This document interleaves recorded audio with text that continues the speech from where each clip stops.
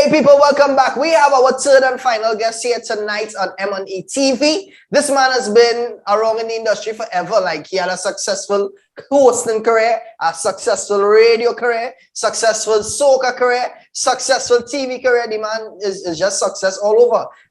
He drives a Benz. He has several apartments all over the world, all in New York. He's not rented in New York. He has a spot in New York.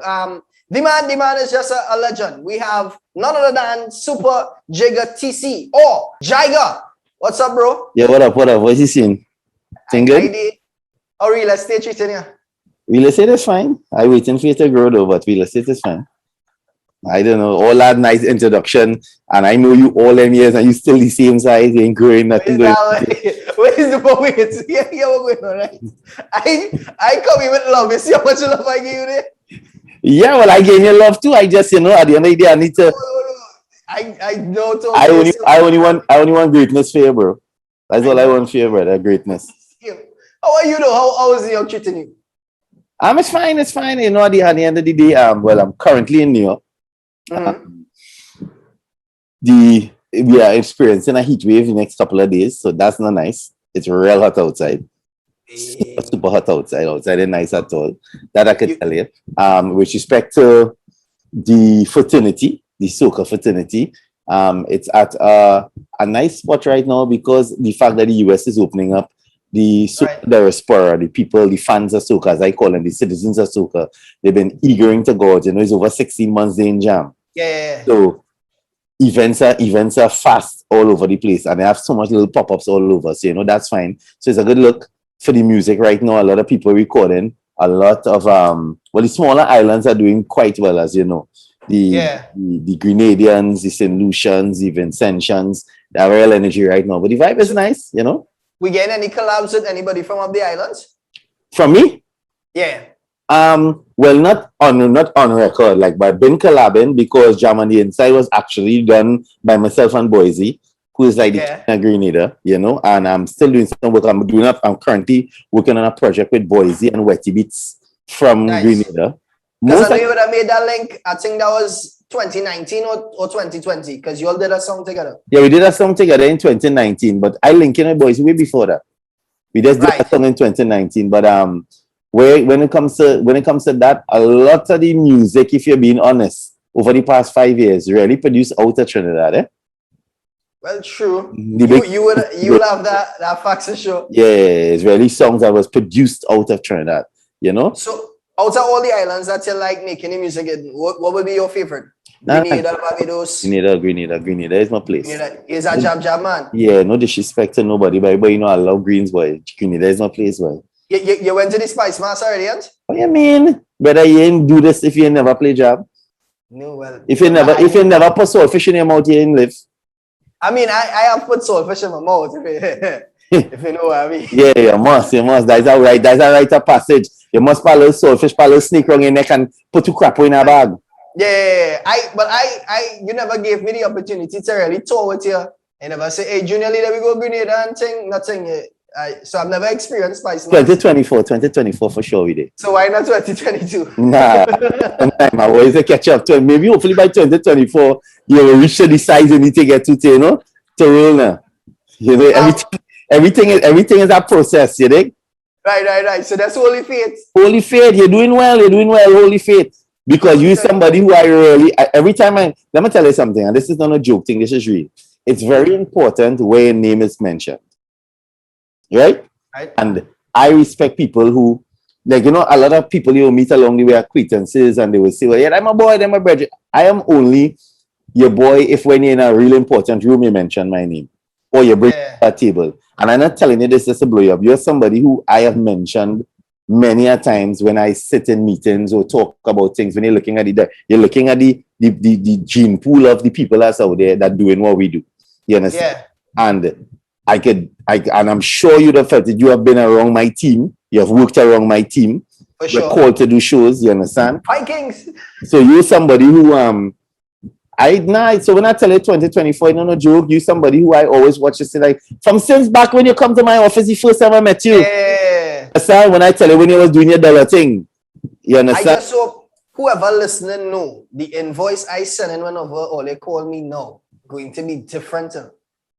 It's not no normal invoice I send in again. Yeah, well, I hope you send it online. That's the first thing. I hope it's that online invoice, and you ain't trying to go and print a piece of paper to send no, so nobody. I just hope that.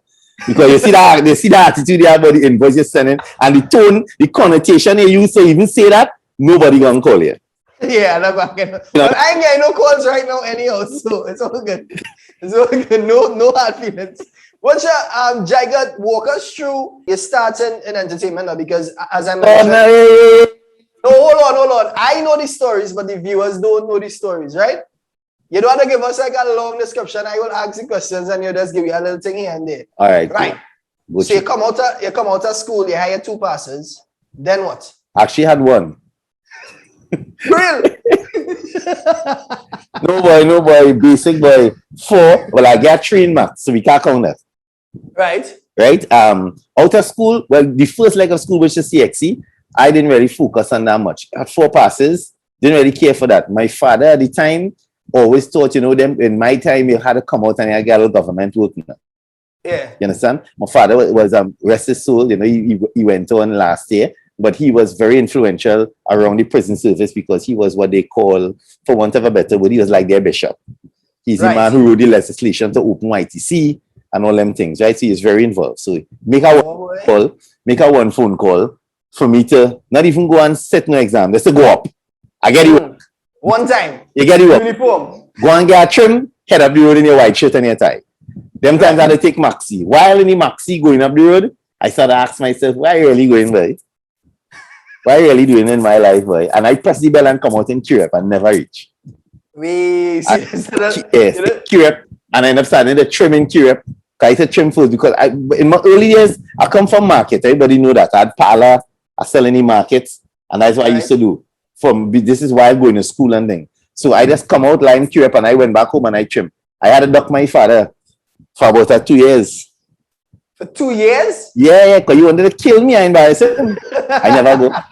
So I had to go with my sister. My sister saying, boy, saying daddy coming. When my father coming to check my sister, I had to hide. Bacchanal. Yeah, I hide. So I basically had to make a way for myself to prove to him that it was a good decision. Right. So in that 2 year time, I acquired my own barbershop in Curep. So I established my business. And my thing was flowing. So my sister and them was supportive. So everybody started telling him, nah, you're doing good. So I remember that time he come to the barbershop. When you realize when he come now, real line, real people. I had 4 stations I used to rent out. So he started saying, well, what, like, my thing lit. So he never come with aggression. He come with support. So with that now, I needed to wanted to change location. And he had to sign the lease on the building for me. By the time I was young, and I'm 20 yet, I just got licensed. I was 17. I was 18 because that's when I could have go for the job. So I wasn't fully 19 yet when I had the shop. I could have just come aboard in May. So I could have been 19 for about a couple months when he come and see me. So it wasn't a full 2 years. It was like a year and a half ago, so I danced a little bit. So after the barbering, you went in, like how you made your jump into television one time? Oh no, it wasn't so after while barbering. I thought always like the music thing, I found the music. Every youth man in my era who grew up around my time was into that. Yeah, was into the songman thing. And that's when I actually met Poppy's mother at a seminar I went to do. And she was impressed. And she was like, you remember my mama's son. And that's when I met Poppy. And she used to say that how all he does do is steal, man, make us that noise in the house and he's walking away and he's a waste of time and all that sort of thing.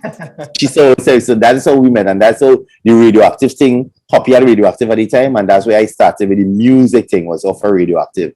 And did that for some years. And while doing that, I came into my life and was super impressed with how we used to calculate. Them days, as a sound system, and back in them days, it was now. We were, for want of a better word, we were somebody. We were very popular in Trinidad. Yeah. Well, in the Western Peninsula anyways. We used to control all the house parties. We used to do all the graduations. We were really popular on the club circuit. And I was really impressed. So I would ask that I come and I told him, you had give me an opportunity to come and make one run with him. Just as how you made the joke just now. It's the same thing he did. And I went and I played for George for one shot. And that ended up into a 13-year long run. So wait, other than Mike, can you use the behind the turntables? I used to play first. Yeah, I used to play. I used to play before I used to mic. I mic by accident a year in Tobago for Great Race. Was Great Fete. Well, what is called Great Fete now used to be Great Race. I went Chinese Lounge and Signal and then used to have a big event. And Casey I get chicken pox. So you had to hold it up. Yeah. Mic man, yeah. That's so I ended up getting that mic man thing happened by accident. Oh, because I was wondering if you ever what? Yeah, if you ever had to mic and bring on I1, then run behind the turntable and play. Oh, enough time. I do that plenty. That was the show. I do that plenty times. So while I was performing, you used to do background and thing? Of course, that was the show. That was the show. You know what you sure you know what that from me? You sure you know me come and say, jam on the inside? You sure? I can get my visa and I can come out any morning. Let's do your thing now, man. When it comes through, you ask for fair, man. Jaiga, we're going to take a quick break and we'll be coming back with this conversation, right? Yeah. Ladies and gentlemen, Jaiga, we'll be right back after these.